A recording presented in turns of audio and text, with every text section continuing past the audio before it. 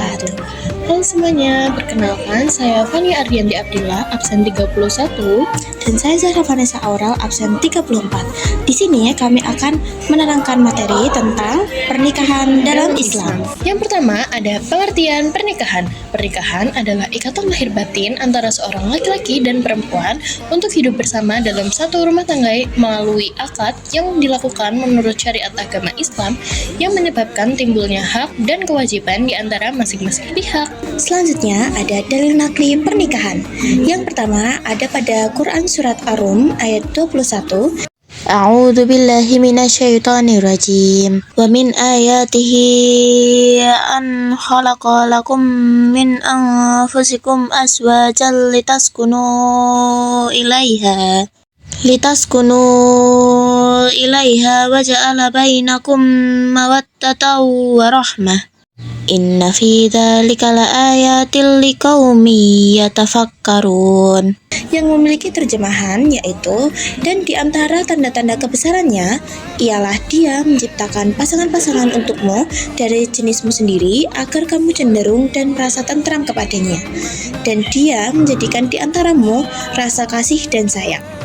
Lalu selanjutnya ada hadis Rasulullah SAW yang berbunyi, An Abdurrahman bin Yazid qala dakhaltu ma'al qamata wal aswadi ala abdillahi faqala Abdullah kunna ma'an nabiyyi sallallahu alaihi wasallam syababan la najidu syai'an faqala lana Rasulullah sallallahu alaihi wasallam ya ma'syaras syababi man istata'al ba'ata falyatazawwaj fa innahu aghaddu lil basari wa ahsanu lil farji wa man lam yastati' fa alaihi bis-shaumi fa innahu lahu wija. Rawahu Bukhari. Wahai para pemuda, barang siapa di antara kalian yang mampu fisik dan finansial, maka menikahlah, karena pernikahan itu lebih menundukkan pandangan dan lebih menjaga kemaluan. Hadis riwayat Bukhari dan Muslim. Selanjutnya ada tujuan pernikahan. Yang pertama, untuk memenuhi tuntunan naluri kemanusiaan yang asasi. Yang kedua, untuk membentengi diri dari perbuatan maksiat dan zina. Yang ketiga, untuk mendapatkan keturunan yang soleh dan solehah sebagai penerus generasi. Yang terakhir, untuk mewujudkan ketentraman jiwa, sakinah, rasa cinta, mawadah, dan kasih sayang, yaitu warahmah. Selanjutnya ada hukum pernikahan. Hukum asal pernikahan adalah mubah atau boleh, namun bisa berubah sesuai kondisi pelakunya. Yang pertama, wajib bagi yang sudah mampu fisik ataupun materi dan khawatir terjumus dalam zina jika tidak menikah. Yang kedua, ada sunnah bagi yang sudah mampu namun masih bisa menahan diri dari zina. Yang ketiga, makruh bagi yang ingin menikah tetapi belum memiliki kemampuan memberi nafkah. Yang terakhir, ada haram bagi yang menikah dengan niat untuk menyakiti, menyiksa, atau menelantarkan pasangannya. Selanjutnya ada rukun dan syarat pernikahan. Yang pertama ada calon suami, itu harus beragama Islam, laki-laki sejati, bukan mahram istri, tidak dalam ihram atau haji atau umroh, dan atas kemampuannya sendiri. Lalu yang kedua ada calon istri, itu beragama Islam, perempuan sejati, tidak dalam ikatan pernikahan lain atau masa iddah, bukan mahram calon suami. Yang ketiga ada wali nikah, itu wajib laki-laki Islam, balik, berakal, adil, dan tidak sedang ihram. Utamanya adalah ayah kandung. Lalu yang keempat ada 2 orang saksi, wajib laki-laki, wajib Islam, balik, berakal, adil, merdeka, serta melihat dan mendengar akad. Yang kelima atau yang terakhir ada ijab qabul, adalah ucapan penyerahan dari wali dan penerimaan dari calon suami dalam satu majelis. Selanjutnya ada lafaz ijab qabul. Berikut videonya. Ijab qabul dengan bahasa Arab. Ya Sultan Haq bin Muawan, ankahtuka wa zawwajtuka mahbubataka Sofia binti Haji Ghufran al-adil li wa muwakkili waliha fi tazwijiha minka bimahri 4,542 gram dahaban halan Qabiltu nikahaha wa tasbijaha bil mahril makrur. ijab kabul dengan bahasa Indonesia. Bismillahirrahmanirrahim.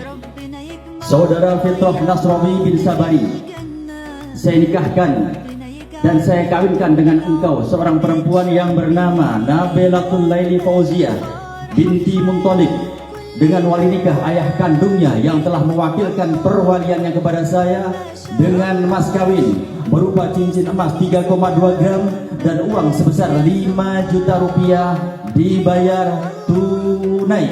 Saya terima nikah dan kawinnya Nabilatul Laili Fauziah binti Bapak Muntalib dengan mas kawin tersebut dibayar tunai.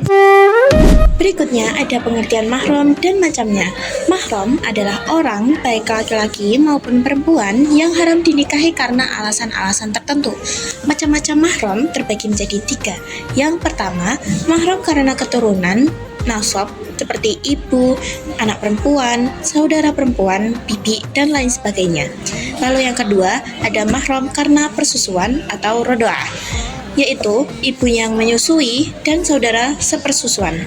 Yang ketiga, mahram karena pernikahan atau musyawarah, seperti ibu mertua, anak tiri jika ibunya sudah digauli, menantu, dan ibu tiri. Lalu ada pernikahan yang tidak sah dalam Islam.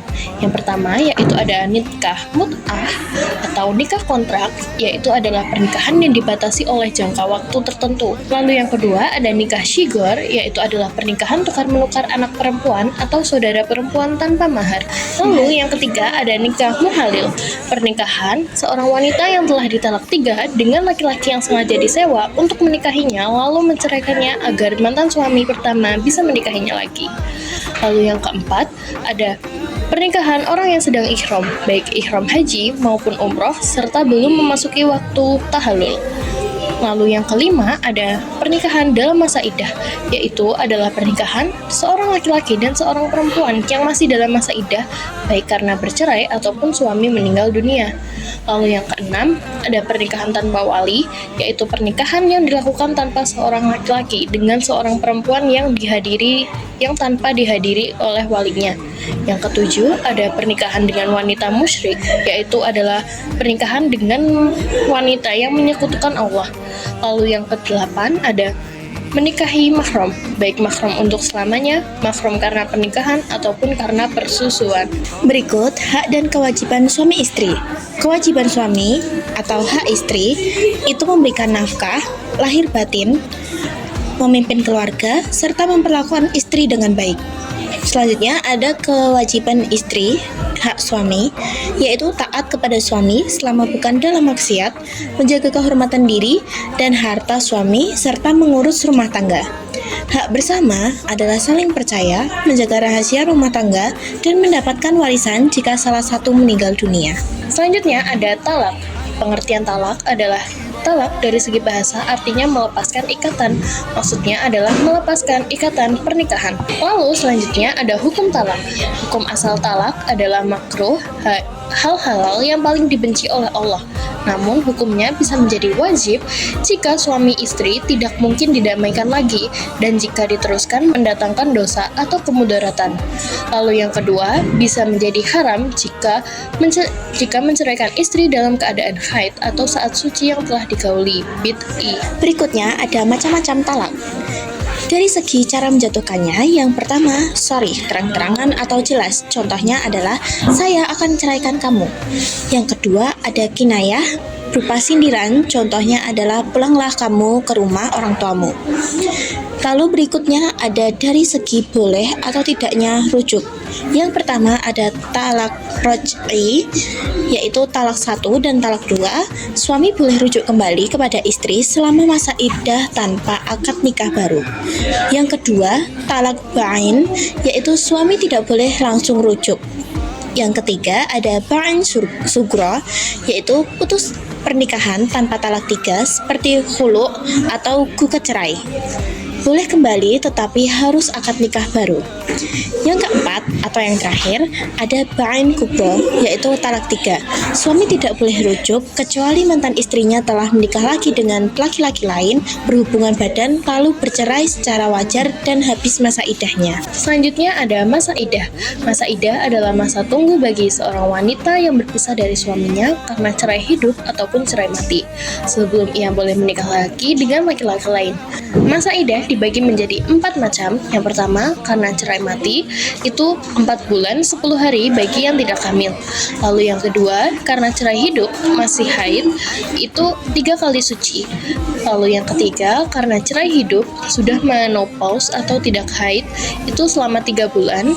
Yang terakhir, dalam keadaan hamil, baik cerai hidup ataupun cerai mati, yaitu sampai melahirkan kandungannya. Selanjutnya ada rujuk.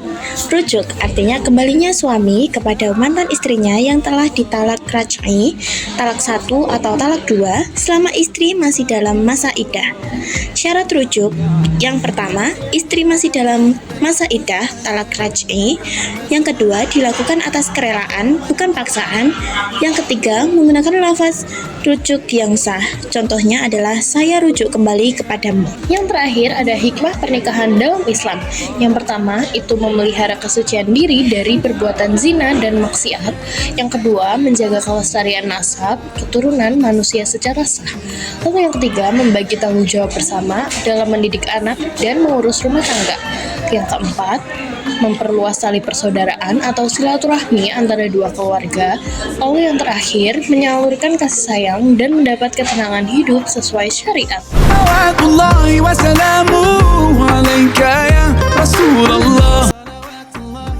Sekian pembahasan materi pernikahan dalam Islam. Semoga bermanfaat. Kurang lebihnya mohon maaf. Wassalamualaikum warahmatullahi wabarakatuh.